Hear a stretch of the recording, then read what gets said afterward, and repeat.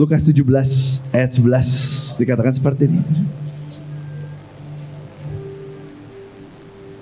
Dalam perjalanan Yesus ke Yerusalem, Yesus menyusur perbatasan Samaria dan Galilea.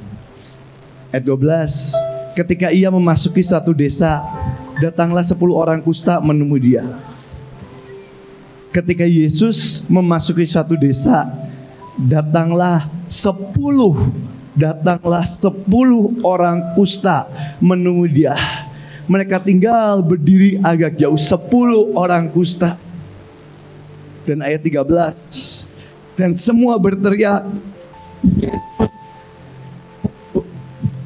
Yesus, Guru, kasihanilah kami. Dan semua berteriak. Orang kusta ini berteriak dan berkata, Yesus, Guru, kasihanilah kami. Saudara, bukankah kita semua pernah ada di posisi ini? Bukankah kita semua pernah berteriak ke Tuhan? Mungkin bertahun-tahun yang lalu, mungkin berpuluh-puluh tahun yang lalu, mungkin berpuluh-puluh tahun yang lalu, mungkin bulan lalu. Tapi bukankah kita semua pernah ada di posisi si kusta ini yang berteriak ke Tuhan dengan seruan nyaring berkata, Yesus, Guru, kasihanilah kami. Yesus, Guru, kasihanilah kami. Saudara, saya pernah ada di posisi itu. Saya pernah ada bahkan di posisi di mana waktu saya tidur, saya nggak pernah bisa tidur tenang. Tangan saya harus diikat di ranjang hanya untuk saya bisa tidur sampai malam, sampai melewati malam dan pagi hari tetap ada di ranjang. Kalau enggak, saya pasti udah jalan di tengah jalan sambil mata tertutup, jalan gak jelas kemanapun. Kenapa? Karena jiwa saya koyak. Sampai bahkan saya harus menjerut, Yesus, kasihanilah Bevis. Cuman buat tidur 1 malam aja saya gak mampu, saudara. Cuman bisa buat tidur tenang di atas kasur 1 malam aja saya gak mampu. Bukankah kita semua pernah ada di posisi ini? Yesus, Guru, kasihanilah kami.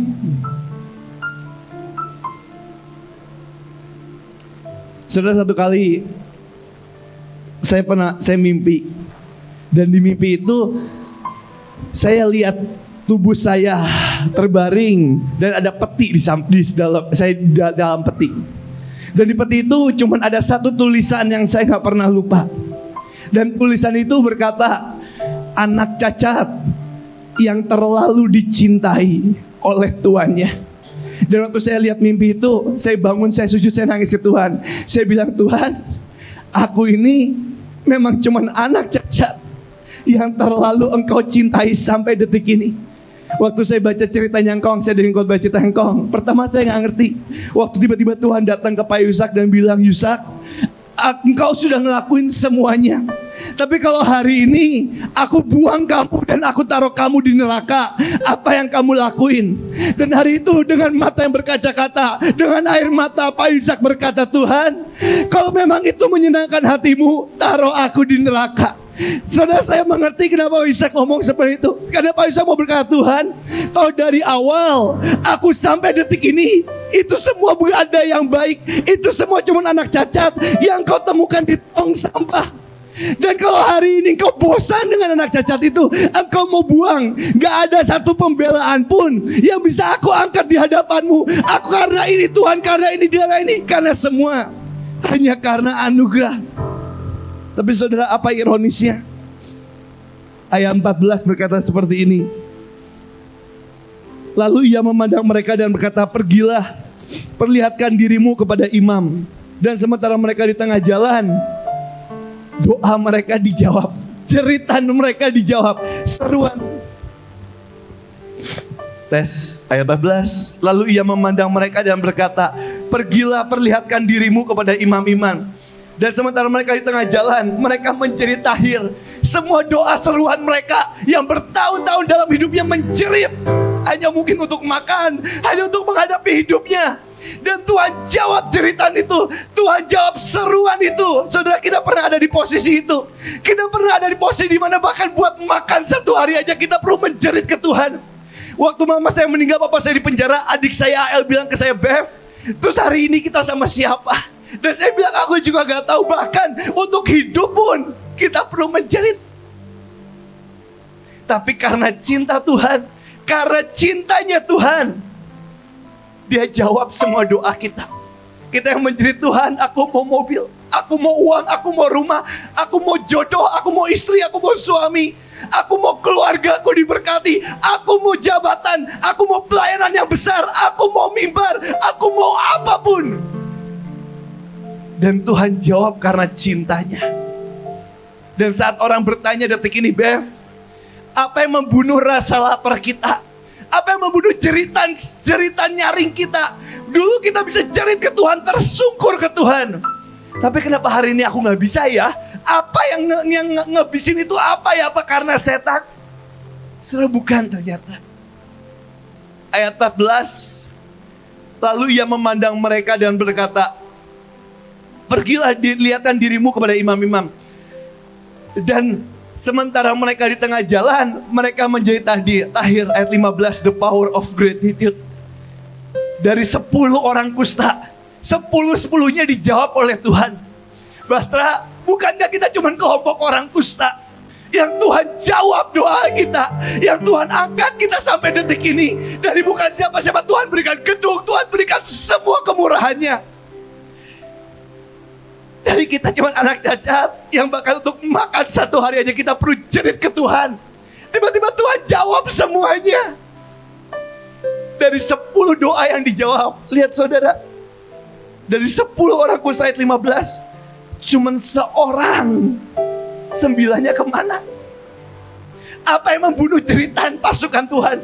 Apa yang membunuh rasa lapar dalam pasukan Tuhan? Apa yang membunuh kehausan, erangan api dalam pasukan Tuhan? Ternyata bukan setan. Tapi yang paling bahaya yang Alkitab tulis secara gamblang, seorang dari mereka ketika melihat bahwa ia telah sembuh, kembali sambil memuliakan Allah dengan suara nyaring. Lalu tersungkur di depan kaki Yesus dan mengucap syukur kepadanya. Orang itu adalah seorang Samaria. Dan ayat 17 adalah kata-kata Yesus terakhir.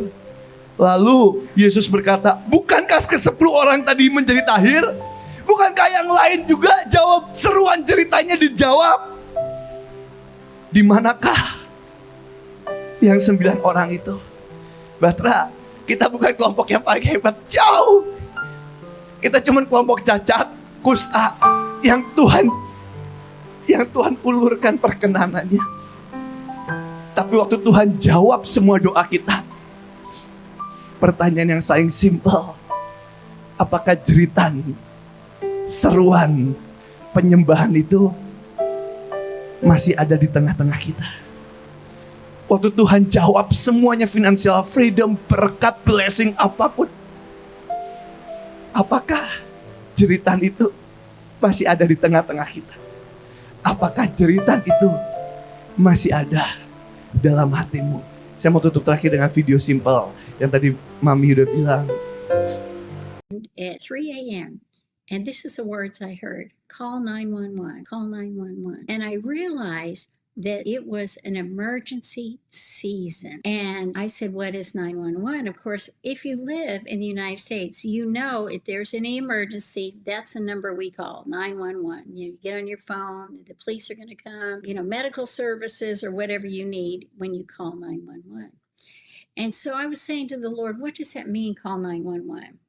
And of course, we want to pray for Maui and pray for all of Hawaii, and calling leaders to pray together there, and I'm sure they are. But the Lord said it's Psalm 91:1. He who dwells in the secret place of the Most High shall abide under the shadow of the Almighty. And Psalm 91, many Jewish rabbis, as I've studied it through the years, feel that that was the psalm that was to be prayed in case of demonic. So this is a time when we must pray. Over the last few months, in fact, I think it started the end of June, I would look at the clock and it would say 911, or it would be on the back of a license plate. I'd look up at the microwave or something and I was checking the timing that was left and there would be 911 left. So I was getting these flashes of 911, and whenever I did, I just, brought the alert before the Lord and prayed in tongues. And of course, September the 11th came because I thought, is God warning something about that? And I'd been praying into that, but 9/11 came and went, but I kept getting the 9/11. So I believe this is it. The scripture that God gave me to pray is Psalm 91:1, 911. And, it talks about being hidden in Christ, basically, that we would be found in the shelter of the Most High, that we would be tucked away in Him, that we would abide in Him. If the time's up, we're, I don't know, 911, 911, 911, 911, 911, 911, 911, 911, wake up, sleeping beauty, 911, 911, 911, 911, 911, 911, 911, 911.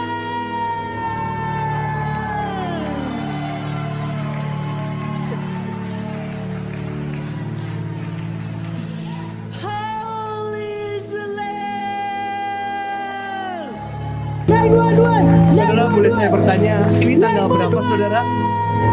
Ini tanggal berapa saudara? Lusa kita akan kebaktian lagi tanggal berapa? Orang boleh bilang cocokologi, tapi yang saya tahu Tuhan berbicara pada nabi-nabinya. Dan Tuhan berkata 911, saatnya pasukan Tuhan bangkit.